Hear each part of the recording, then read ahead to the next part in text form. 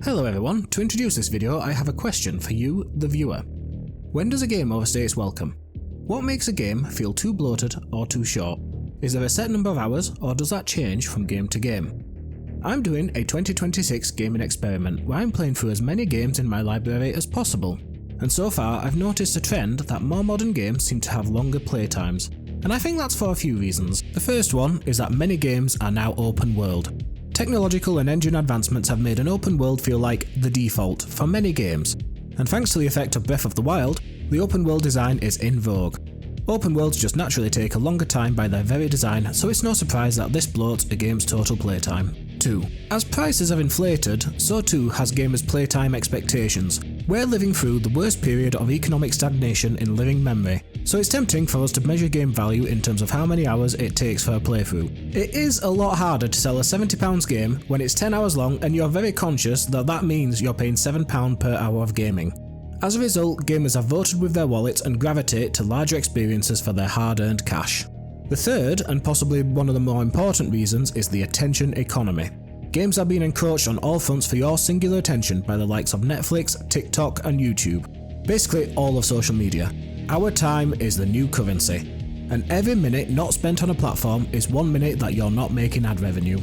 Games are getting better at min-maxing their systems to squeeze every zeptosecond out of your attention, and longer game lengths allows these games to generate better returns on that investment. As I've hit my 30s, I become acutely aware of how limited my time really is. My gaming in February was a tale of two very different sides of the playtime coin. One game I felt was largely hindered by its long playtime, and one game left me fully satisfied with an infinitesimally short 3 hours of runtime. There is an irony here. I started this experiment to prove I could get a lifetime of gaming out of my currently existing library. I believed that longer games would stretch it further to help me delay upgrading my hardware. However, what I have found is that the best time I'm having with gaming are with games that are shorter in length but use that time well. However, as I reflect on my February with more beaten games under my belt, I realise that the answer was this. Instead of aiming for 100+ hour epics or short, sharp experiences, what really makes a game overstay its welcome is not really a straight answer of mere number of hours played, but instead whether that length works with the intended design. Let me go into my games of February 2026 to explain. It's interesting that my least favourite game played so far this year is also the second newest on the list before Resident Evil Requiem. It's also scary that I consider this a modern game, and yet it's already 5 years old. I feel like I'm crumbling into dust just saying that. Halo Infinite is a game that goes by the bigger is better mantra when it comes to game length. Playing the game in a completionist style was a mistake for my sanity. You would assume that after playing for 27 hours I would be happy to have gotten my money's worth out of the experience, but I came out feeling, to answer the question of this video, like it really overstayed its welcome. The reason for that is that I don't feel there was anything in here that justified the runtime. The gameplay on offer is competently designed Halo, yes, but I just don't feel like it evolved enough through the game to make it worth playing for such a long time. The game is, at its core, still Halo, so you're still dealing with packs of enemies of differing abilities, strengths and weaknesses in varying combinations to test your skills while engaging strategically with the sandbox. It is excellent for the first few hours, but then by the end I was left feeling totally fatigued. Fundamentally, the issue is that Halo Infinite's gameplay doesn't carry well across an open world played in a completionist style. About halfway through I realised that I had gotten the point of the game, and the game never really changed much from there. I had seen everything the game had to offer in gameplay terms, so for the rest of the campaign I was just playing at that same level with the same toolset for the remainder of the time, which left things feeling kind of empty. There was no real big design twist or escalation left, and the game wound up just being more of the same, stretched across a runtime that was twice as long as it really should have been. This is how a game overstays its welcome, when it runs out of new things to say but yet asks for more of your precious time. There's a value in knowing when you've made your point. To be a fulfilling experience throughout, a game needs to offer you meaning for the whole of the experience, not just for half of it and then another half of repeating, diminishing returns. I left Halo Infinite feeling like my time wasn't respected. By the 27-hour mark I had lost all interest and was only really playing it to tick it off the list. What's frustrating is that it could easily have ended at half the runtime. If it did, I would have had a much more positive impression. The game is still a good Halo game at its core, but by forcing a long runtime with a bloated open world design that never changes, Halo Infinite absolutely overstayed its welcome. As a result, I rate Halo Infinite a 5 out of 10.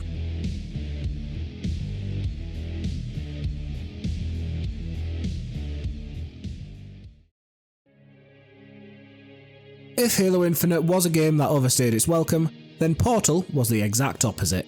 At just 3 hours in length, this game turned out to be a powerful palate cleanser that left me feeling a lot better after the slog I went through prior to playing. Portal as a puzzle game benefits greatly from the less is more mentality, in contrast to Halo Infinite. From its storytelling where large swathes of the narrative are left untold and implied from environmental cues, to the small, concentrated length of the game, Portal is a game that is content to leave you wanting more, which is arguably more desirable than leaving you totally fatigued. At just 3 hours of gameplay, I could be left feeling like I didn't get my money's worth. However, what I did play I greatly enjoyed, such that I feel I got more value out of this title than some AAA modern blockbusters. Portal, of course, is a game that needs no introduction and is known well throughout the gaming landscape for its trademark humour and clever game design. It's fair to say the game is considered among the greatest of all time, as hyperbolic as a moniker does feel to say. Rather than risk overextending itself, Portal is quite content to tell its story within a dense 3 hours of gameplay, albeit some of the best 3 hours you can spend. The game is full of clever little moments of "I can't believe the developer thought of that,"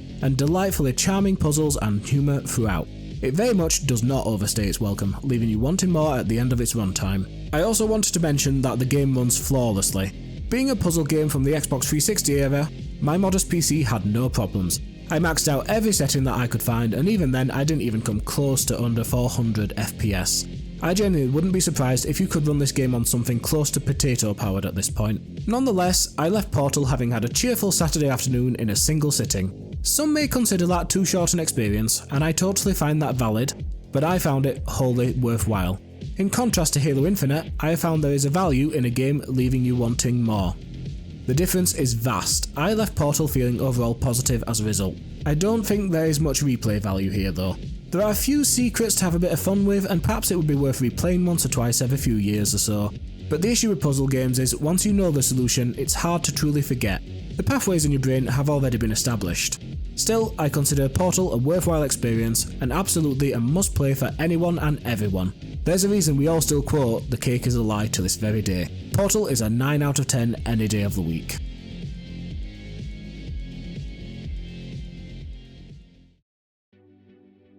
As I said before, February was a month of two halves when it came to my gaming habits.